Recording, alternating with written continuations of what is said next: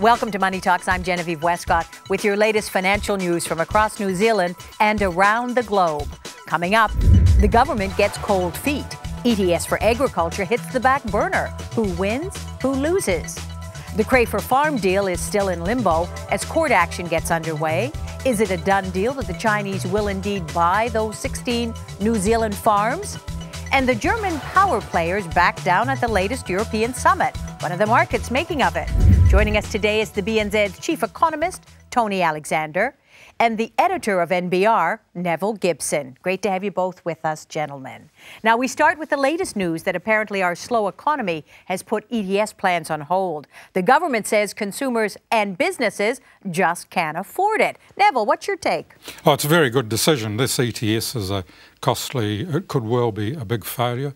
We will know that in about 5 years. And notice in America, public opinion has now dropped that to the bottom of a list of the top 10 issues. So I think, and the Rio Plus 20 summit proved that there's just not the interest in this sort of thing.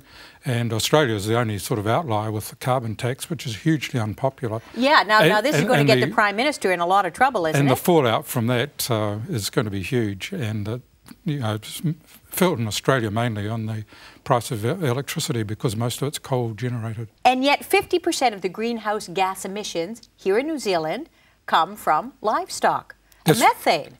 Yes, but that's a biological thing that's been going on for thousands of years, ever since animals and humans came on the planet. I mean, there's no practical way of reducing those emissions. You can do research on it, which is being done.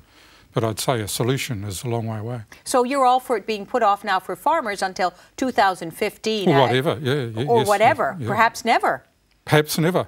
Because no one else is going to be doing it. There are some sectors of society that are involved in paying ETS. Is it fair that the farmers get off scot-free? Well, I think it is fair because the idea about putting a tax on something, increasing its price, is that you change behaviour. But if there's nothing you can actually do to change what the animals are putting out, then it's just an outright money grab. So the farmers cannot change their behaviour at this stage except reduce animal numbers. So until the research appears saying, well, if you do this, if you change your feed, etc., that will reduce your emissions, then there's really just no point putting it on. It would just be an outright tax. There seems to be a real shift in political thinking now. John Key as much as saying, we don't want to lead the world in this kind of stuff. We want to be fast followers, but we don't want to be initiators. Is that good economic sense, do you think? Well, I think it is good economic sense in that I don't see any major payoff so far for our economy in terms of, what we've already put in place there. The European system is sort of losing some of its credibility. The price over there per unit of carbon has been falling away. The Europeans, of course, were leading all of this around the world, and now they're going to be massively distracted with their economic, banking, financial problems for the next decade or so. So they've sort of pulled back from pushing it around the planet. So I personally don't perceive much kudos for us so far in what we have done. If there was a major payoff in terms of extra German backpackers wobbling around the country for 6 months instead of 6 weeks, then you could make a bit more of a stronger argument, but haven't seen that yet. Let's talk about the Crayford farms. Now before the Court of Appeal this week, Michael Fay taking one last thrust at getting what he wants. Isn't it remarkable to you that the Chinese still have not been allowed to put money down and buy that? Well, it is, but we've got process of law, and that's a good thing about New Zealand. The Chinese have got to learn that system internationally because they don't really have one, and so it's a learning thing from them as well. And they've already tweaked the conditions and that sort of thing. In fact, they're going to be paying over the odds with conditions that wouldn't satisfy probably anybody else. So the fact that they're prepared to hang in there is interesting. I think eventually the Chinese will capture the farms though because they want corporate-type farming, large concentration, and they want access to the supply chain. And they're also keen to take our genetics back to China. A story out this week saying that more than 100,000 Chinese sheep are going to get a genetic leg up once this deal goes through. The company wants to go over there and show them how to grow bigger, better sheep, I imagine. As long as the Chinese are paying the right sort of price, that's a good You have thing. no problem with that? No, we should be doing that all over the world. Exactly right. I mean, the Chinese were always a nation of farmers, and it's only last year that 50% of them started living in cities. Now, they're going to keep eating food, but their farming system is still something like, 300 years or so out of date. The benefit for ourselves is not only selling the safe, quality food items across there, but all the technology that we have, the systems that we have. We want to get New Zealand technology embedded as much as possible as they upgrade their entire farming systems throughout China. So we'll see New Zealand weighing machines over there, New Zealand nutrition management computer systems over there, etc. Get embedded right at the ground. And of course, the genetics is definitely a part of that. And as we know in New Zealand, the genetics is not just a one-off thing. Right, we've improved the quality of the cows, the sheep, that's it. It is ongoing. And the research over there is immense. You've got about 67,000 agricultural scientists beavering away across in China. And so the links with ourselves, can be absolutely immense. There's already a lot goes on there, but there's a lot more that can be done in terms of expanding our exports into that, building up their agricultural sector. And probably just as well we're going down that track because commodity prices dropping once again. Your take on that, Don? And yet our dollar remains so high. Yeah, first of all, on the commodity prices, last night, Fonterra, almost another, the global dairy trade auction, another 6% fall. Yes, down 5.9%. Yeah, and that's interesting at the same time as we're seeing some other commodity prices rising around the world, although mainly oil, of course, with worries about Iran sort of starting to peak up just a little bit now. We're looking at the world economy's growth forecast, the outlook just dampening down. And in this environment, it's reasonable to expect the commodity prices for our export products are likely to edge downward at completely unpredictable magnitude and speed over maybe the next 12 to 18 months. Last night, wee bit of a surprise, but, overall, that's what the direction things are going. On the exchange rate, well, it's a matter of the other currencies look like absolute rubbish. Would you buy the Japanese yen with government debt at 220% of GDP? 50 or so of the MPs just sort of quit their party across there.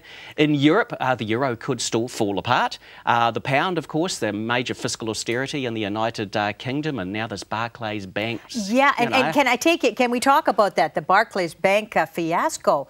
In effect, rate fixing on interest rates for many of us around the world.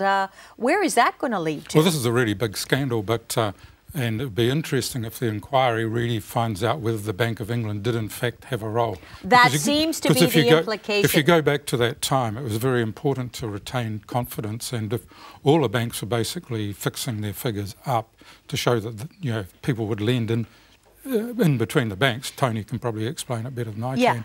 Explain to me how the LIBOR really works. They refer to the LIBOR. What's this all about, very simply? Yeah, basically, London Interbank Offer Rate. It's basically a base rate at which the banks are going to be lending to each other, as it were. Now, I'm not sure exactly why Barclays were manipulating it, exactly what the benefit was to them, but it is the base rate upon which other interest rates are then set. It feeds through eventually to mortgage rates, business lending rates, etc. So it's a bit like our official cash rate in a way. So they got them banged to rights and they pleaded guilty, but apparently the implication is that there are lots of other banks around the world doing this. What does that mean for investors and depositors? If they were part of other banks doing it for the same reason, they're really holding up confidence in the system. We don't know what would have happened if in fact they'd said, we're paying above the odds or whatever it was. Presumably they were manipulating it down, were they, Tony? I don't know. To make their holdings look better. Yeah, I'm not sure. Well, there are a million investigations now, everything from criminal to serious fraud office to parliamentary investigations. You get a bit worried because in the media inquiry you worry about people who don't really know what they're talking about and the impact on that. And I think in banking, which is a very sophisticated and complex industry, you get a lot of populist politicians and others coming in trying to score points, and I think it makes the issues more murky than they need to be. Barclays has been fined 650 million New Zealand dollars, but to me, to bankers, that's nothing, isn't it? No, it is a large amount. It's hugely embarrassing, and of course, the possibility that it spins out further. But who gets that money? The little investors and the depositors? Who's going to get the money? Oh, presumably it goes to the central government. Yes. It's a fine. There's no losses involved here. Just a fine for the bank. A bit of a paper tiger. Well, you could say that. It's not as big as Glaxo having to pay out $3 billion US dollars. Yeah, that's true. Just for selling some drugs which didn't have the right label on it. Thanks. Coming up after the break, as Americans prepare to celebrate Independence Day, they're worried about the slowdown in U.S. manufacturing. Are Europe and China to blame? And here at home, is our new Reserve Bank governor likely to tighten monetary policy to establish his anti-inflation credentials? But first, answer this in our Farmers Facts and Figures quiz.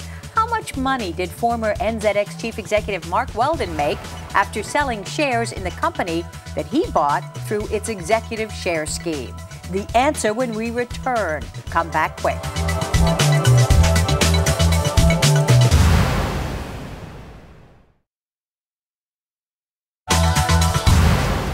Welcome back to Money Talks. Just before the break, we asked you, how much money did former NZX Chief Executive Mark Weldon make after selling shares in the company that he bought through its executive share scheme? Mark Weldon is $12.5 million better off after he sold his $9.5 million shares. He's now the owner of a Central Otago vineyard business. We're back with Nevil Gibson and Tony Alexander. And will our new Reserve Bank governor, who takes the reins in September, be likely to tighten monetary policy to establish his own anti-inflation credentials? Tony, we'll start with you. I wouldn't think so, no. He's going to base it on the outlook for the economy, on what's happening overseas, domestic inflationary pressures. I don't think he's coming into the job as somebody seen as, not having experience, as it were. He's had a number of senior roles. I think he's established sort of his academic, his operational credibility. And the thing is that Alan Bollard was reasonably dovish, so it's almost like anybody you put in there is probably going to be slightly more hawkish, but I don't expect that to manifest itself until quite some time. These are very uncertain international climate that we're still in at the moment. So, not looking for a tightening straight away. Nevil, you've been doing some research on him and discovered some fascinating things. Graham Wheeler himself has not been giving any interviews. Well, Tony mentioned his academic background, and I found a paper that he had delivered, and it's been published in a book, and his focus on third world development, which of course is what the World Bank was all about, and he was operations head then. And it's quite fascinating to read his take on that, because a lot of economists do work in this area of why some countries succeed and others fail, kind of institutions you need. So we're going to get someone with a very global view. I think monetary policy as it affects the small New Zealand economy would probably be a very small part of his armoury. I think it's the big thinking there that's going to be important, and how New Zealand can play a role in these kind of development when you're looking at Africa, Middle East, to a degree South America. And we talked earlier about the agricultural technology we need to export and how we can embed ourselves in these supply chains. And I think it's going to be quite fascinating to see the Reserve Bank have a role in that, rather than just a narrow focus on interest rates and other areas of banking policy. Although I would say he'd be pretty busy here at home, wouldn't he? Well, I don't know. It looks like one of the, when you look at Alan Bollard and how laid back he is, they did have a big crisis there, and he wrote a diary on it. It was really fascinating. True. Yes, absolutely fascinating. But in other cases, you could probably make that call, and then have a week off. Okay, let's go over to Europe now and look at the latest summit over the weekend, Eurozone summit in Brussels. Angela Merkel back down somewhat. Tell me what's happening there, Tony. Yeah, what's happening there is they had their big summit meeting for a couple of days, and agreement was reached to move towards an overarching banking authority for the European Union. So the European Central Bank possibly expanding just out of monetary policy into supervising the banks, having some sort of rules, capital adequacy that they can directly apply, etc. There was also a change in the rules so that if they're looking at bailing out banks, they can lend from their stabilisation fund directly to the bank rather than via the government, which was the problem with Spain recently, the announcement that they may access €100 billion. It will go to the banks, but via the Spanish government, so it would lift Spanish government debt. Their fiscal problems get even worse. But none of this is necessarily all that relevant to, say, the situation of Greece. Later this week, they're going to be meeting the Troika, the officials from overseas, the European Commission, and try and get a delay of maybe 2 years in their fiscal austerity program. All that water, as it were, is still to go under the bridge. And so what started all of this about 2 months ago, that's still in train, as it were. And the focus of the Germans is very much on the long-term structure of Europe. So that's where their eye is. And for the moment, the fiscal austerity is going to continue. The outlook for Europe remains very weak. Yeah. Nevil? Oh, certainly. And you look at individual economies like Italy, where they've still got a lot of structural things to do, like in creating jobs. Spain is being criticised too. Conservative government got in there, but it hasn't really tackled the labour market rules and those sort of restrictions. Yet you've got outside the Eurozone, you've got a country like Sweden, which used to be very heavily left-wing and social democratic, is a star economy in Europe because they've gone through a huge, bigger than our Rogernomics, and the rest of Europe really needs that, and the Germans know it, and they're going to stick with it, as Tony says.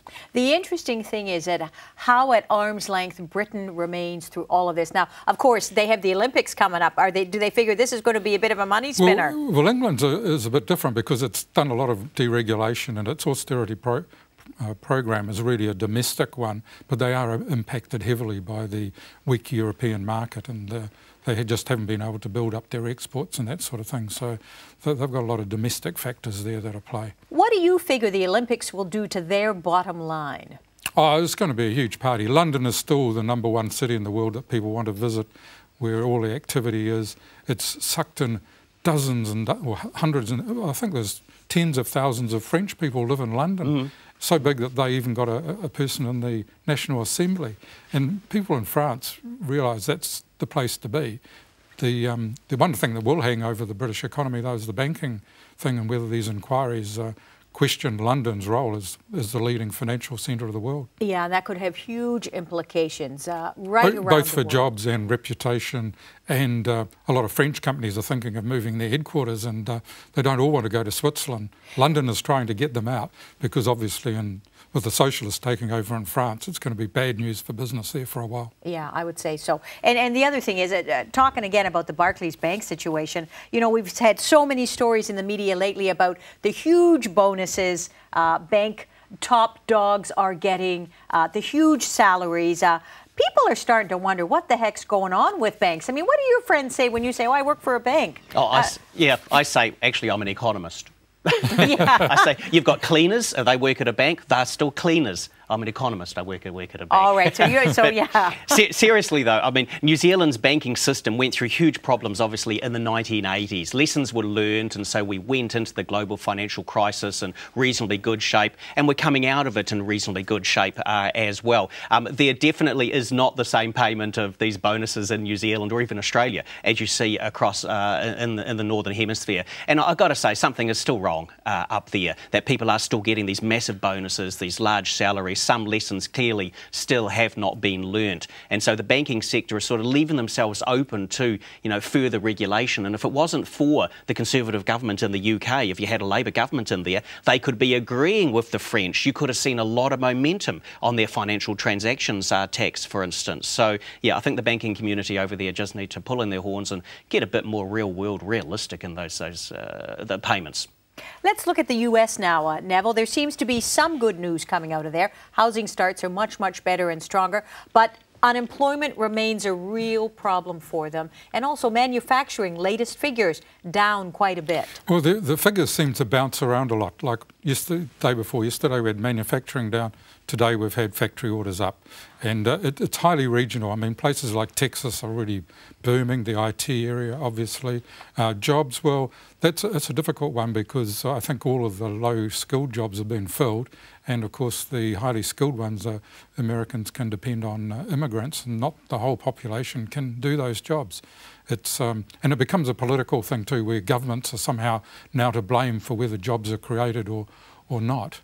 And you know, it's too political, I think. And of course, since we last met, Obama's gotten the go-ahead for his health care scheme. What are the implications for an already struggling American economy? Well, that's going to be the big issue over the election yet again, because the Obamacare, as it's somewhat disparagingly known, will galvanate the opposition to it hugely, and they are really worked up already. I don't profess to understand how American health system works, other than there's a lot of money involved. Well, they're starting from ground zero, so there's going to be a heck of a lot of money. But the idea that the federal government's going to be paying a lot more money out to all the people who are uninsured annoys all the people who are already insured. Yeah. There's no question about that. Can the U.S. afford it at this point in their lifetime? Well, you can afford anything if you're prepared to sacrifice somewhere else, and that's the problem for the U.S. federal government. They only account for about 25% of GDP, you know, in the American economy, but for about about every dollar they spend, they're only bringing in about 60 cents of revenue. Their deficit is large, about 8.5% the size of their economy. The debt around about 100% of GDP. Their fiscal problem is actually worse than Europe on average, and they've yet to start seriously attacking this. So this extra fiscal cost coming along just makes the situation worse, and that's one of the factors that was cited by the IMF in their release last night of a slight downgrading of US growth forecasts. They're still worried about the fiscal situation in the US. So am I. Thanks, gentlemen. Coming up after the break, future proof on the highways and byways of the economic world as our experts point out what's coming up. But first, New Zealand says Mexico and Canada should be welcomed into the Trans-Pacific Partnership talks if they're willing to meet the free trade goals. But Canada has one of the most protected dairy sectors in the world. What are they thinking? Question: just how high are those Canadian dairy tariffs? Go on, take a guess. The answer when we return. Stay tuned.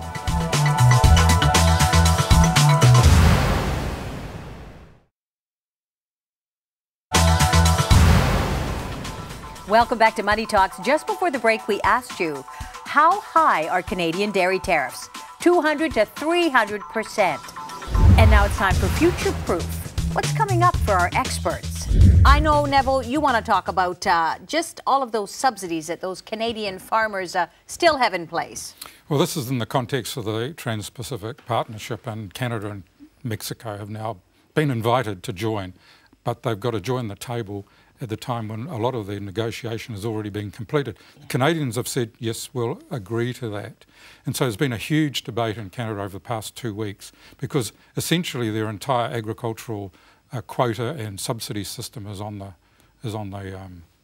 On the outer. Well, it's going to be abolished because, unknown to most of the rest of the world, they have supply quota management, which was brought in the 1970s. It's costing them billions of dollars. The consumers there know they're paying way over the odds compared with Americans for eggs, poultry and dairy products. And there's not a lot of farmers involved. In fact, it's less than 20,000. So the question is, do you pay them out? Because these quotas are like taxi licences under regulation. I know, unbelievable, yeah. And we don't understand it. I mean, it's nothing to do with the price of the dairy, you know, the dairy stock or the chickens and stuff like that. It means you can't have new farmers coming into it. You can't meet consumer demand. Anyone who's been to Canada knows their food is pretty awful. Oh, hey, you haven't had my mom's home cooking. Mom, just ignore him. Anyways, we'll see what happens. Not in my experience. Tony, what are you going to be watching over the coming 7 days? Yeah, principally it's going to be the US non-farm payrolls report on Friday night. For the past 3 months, the report has been weak. And so there's this talk about, will the unemployment rate go back up? Has jobs growth stalled? We've seen weakness recently in retail sales in the United States, durable goods orders, the manufacturing reading as well. So this is a pretty important measure. And if it comes in weak, it's going to pretty much signal that their growth is semi-stalled for the moment. If it goes back up, it'll say, oh, this was just an early in the year temporary pause, but there's still solidity. So I'm definitely going to be watching that. And of course, for Europe, my main question here is that they've put another poultice, as it were, a temporary salve on their ongoing crisis. How long will this one last? Are we talking another 6 months before it blows up again? Is it just a few weeks? Is it just a few days? And with the Greeks coming back to the table saying basically, keep giving us the money, but we're not going to meet bailout conditions in a few days, you know, this whole thing could blow up again relatively quickly. So I'm also going to be watching, well, pretty much every night what happens in Europe. We've got the reporting season coming up, and it seems to be going to be quite gloomy.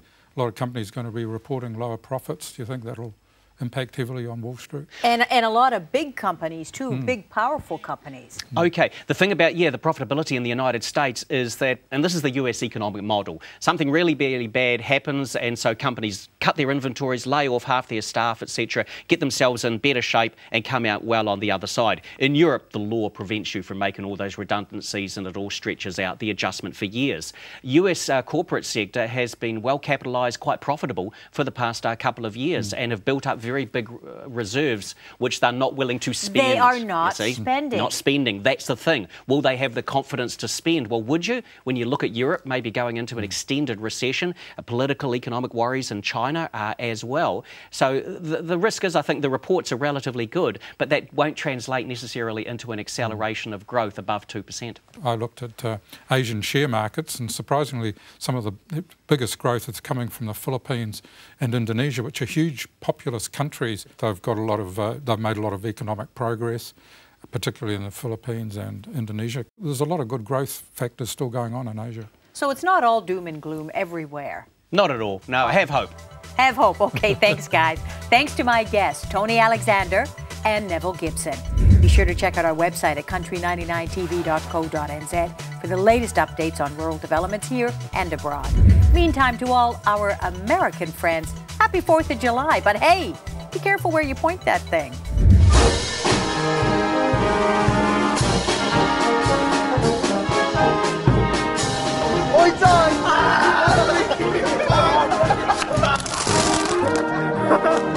A sparkler can seriously burn, so always hold it at arm's length.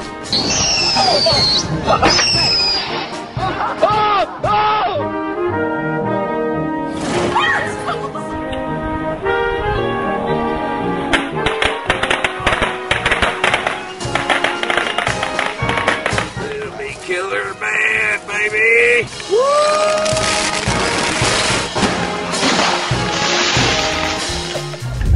Keep the faith. See you next time.